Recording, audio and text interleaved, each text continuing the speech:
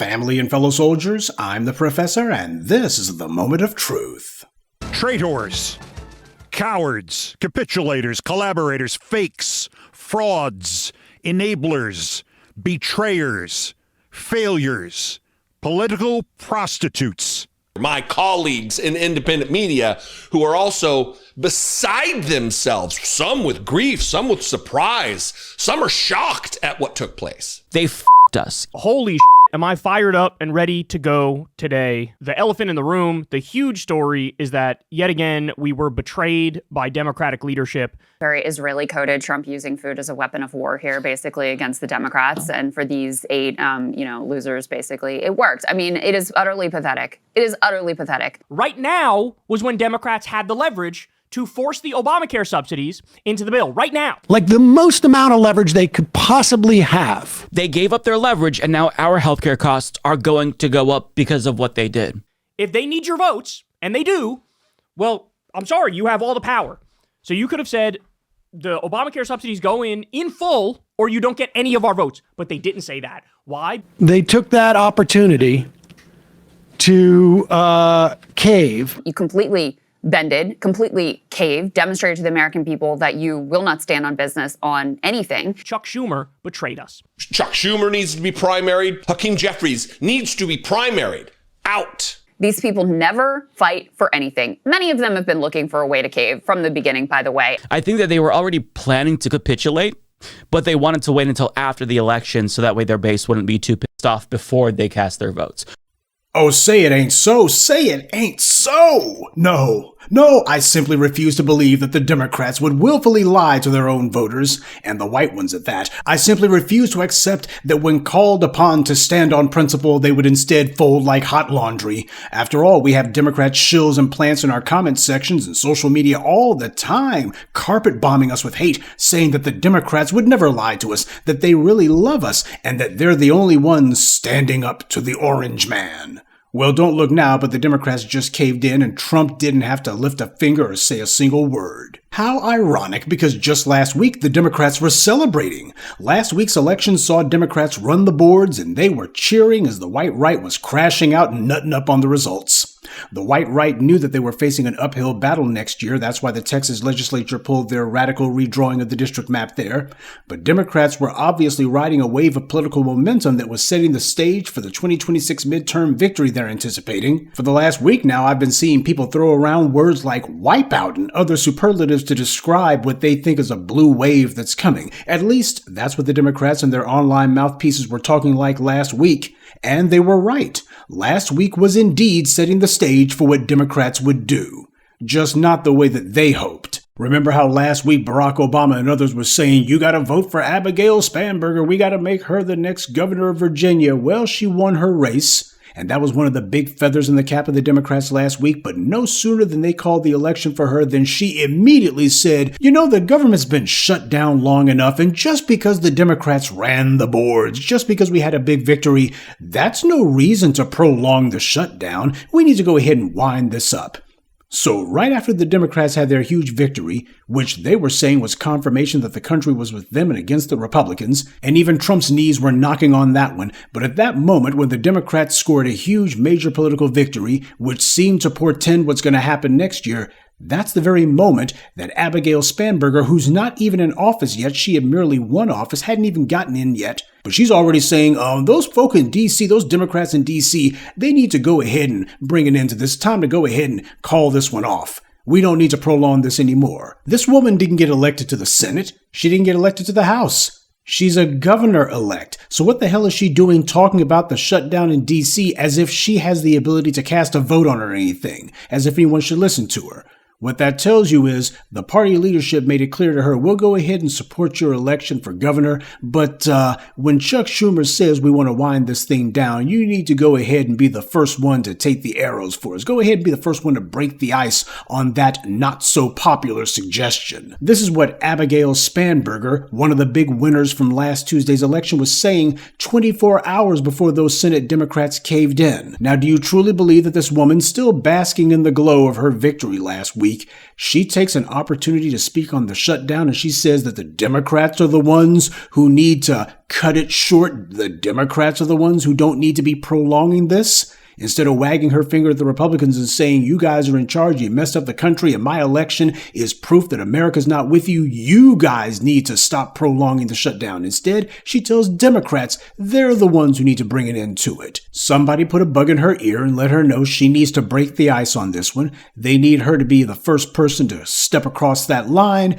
just so we can get it out there. Somebody's got to be the first one to do it, so it might as well be you. And besides, in a few years, when you're ready to run for higher office, we'll go ahead and remember the favor that you did for us. For the last 6 weeks now, there's been a shutdown of the U.S. federal government, and the main sticking point happens to be with subsidy vouchers for Obamacare.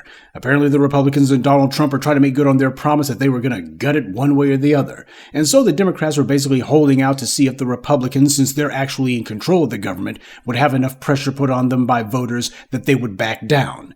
Well, instead, it's the Democrats who, after their crushing victory last week, they were the ones to throw in the towel. 8 Democratic senators, who conveniently are not up for re-election next year, they decided they would be the ones to make a deal with the Republicans and call an end to the shutdown and go ahead and serve up Obamacare as a consolation prize to the GOP.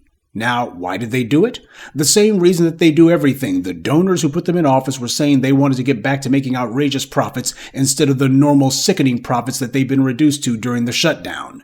And where was Chuck Schumer, the Senate Democratic leader, while all this was going on?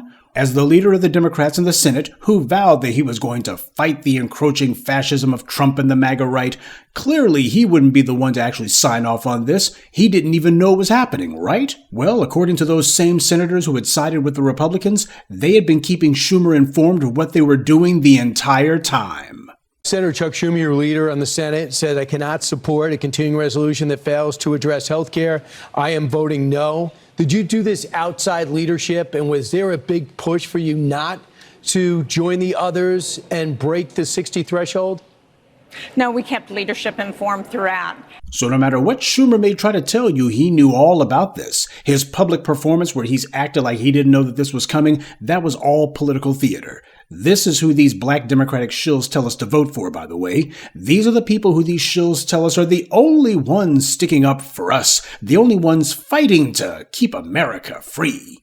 Well, those black Democrat shills are quiet now, aren't they? Why? Because this was so embarrassing and humiliating to the white leftists that they're openly calling for Schumer to resign. And so the black mouthpieces are not doing the usual, well, this is disappointing, but we gots to remembers that the party's gots to stays united now because the Republicans is worse. The Democrats, the only ones gonna fight. Yeah, they showed exactly how much fight they've got in them. None at all. And something else that also needs to be mentioned. I've been telling you for the longest time how the white media was going to be using that word moderate. They were going to be using that word to an orgiastic degree, moderate. That's what they were going to use to sanitize and whitewash anybody who's out here doing all this dirt. Anyone who's out here stumping for the establishment and against actual justice, they're going to say these people are moderates. And that's what they're saying about these guys, using the word moderate over and over again. These guys are moderates. It's been widely assumed that the group of 8, mostly centrist Senate Democrats, That's gaslighting the public. They are literally trying to rewrite the dictionary. They are literally trying to tell you that up is down and down is up. They're trying to tell you that a bunch of extremists are actually moderates. This is them trying to conjure magic. You're taking people who are extremists for the establishment, people who are die-hard in the wool shills and bootlicks and scumbags and suck-ups to power, saying that these guys are moderates when they're the biggest extremists in the country. These guys boldly have gotten in the public's faces. They caused this catastrophe. They've made it where lives are jeopardized through the airlines not being safe. And here they are ready to blow up the economy and do all of this mess just to make sure that a few billionaires continue to enjoy their tax-free status. They're willing to crash the entire country for that. These guys are willing to see people starving if necessary, as long as their billionaire donors get what they want. And these are moderates? No, these are extremists. But then again, look at who it is who owns the white media who bestows the title of moderate on these guys. That's the reason why you got all of these white media types who want to eat up as much of the landscape as possible. You got to control as many white media outlets as possible, because that's how you control the public mind. The white media, which is sponsored by the same bad actors who the Democrats depend on for campaign donations, are gaslighting the public, telling them that all of you discontent people, you're the minority. Nobody actually wants what you people are demanding. In fact, your demands are what loses elections. All lies, of course. But what's been really interesting to me for the last 24 hours or so is how the kind of talk that the black media has been doing all along when it comes to the Democrats, and which we've been told makes us Russian bots, now after so many years as lone voices in the wilderness, this week we're seeing these online white Democrat mouthpieces who are saying the same things we've always said, that the Democrats are controlled opposition. Democrats play the shell game of changing who gets the blame this week so that no one Democrat has to become the bad guy. They're playing both ends against the middle and playing the public for suckers. They can keep carrying water for established power and they don't care. The black media has been the only ones who have been saying that there is no sane reason to vote for the Democrats, that they're lying about what they claim they can't do. It's all political theater to trick the gullible and the willfully stupid into sitting on their hands while they make sure established power gets what it wants. Democrat shills, on the other hand, have always said, well, there's nothing they can do. They don't have the numbers in Congress. But next time, if we votes real goods, next time they gonna do something. The black grassroots told you that it was all a pack of lies, and yet these white leftists and their black mouthpieces tried to shout us down to attack us. And now this week, though, they're all sounding exactly like us. We said that the Democrats were the ones lying and that we weren't accepting any excuses. And these shills and plants and ops, they were the ones who said it wasn't true. And now we've piled up enough examples and kept a running tally on the lies and who told those lies to the point that these professional excuse makers began to become more reluctant to tell their lies because people were throwing their lies in their faces and saying, here's the receipts. And as I told you, that's how you know that they've admitted defeat. They're never going to say the black media was right all along. That's not going to happen. So stop looking for a confession. It ain't coming.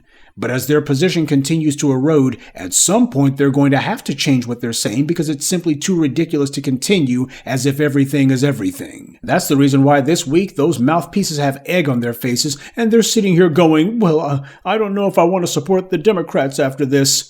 Now, some of them are talking about primarying the 8 senators in question, when it should be obvious that they were merely the henchmen for the Democratic leadership. If it wasn't these 8 senators, it would have been someone else, because in the past, it has been others.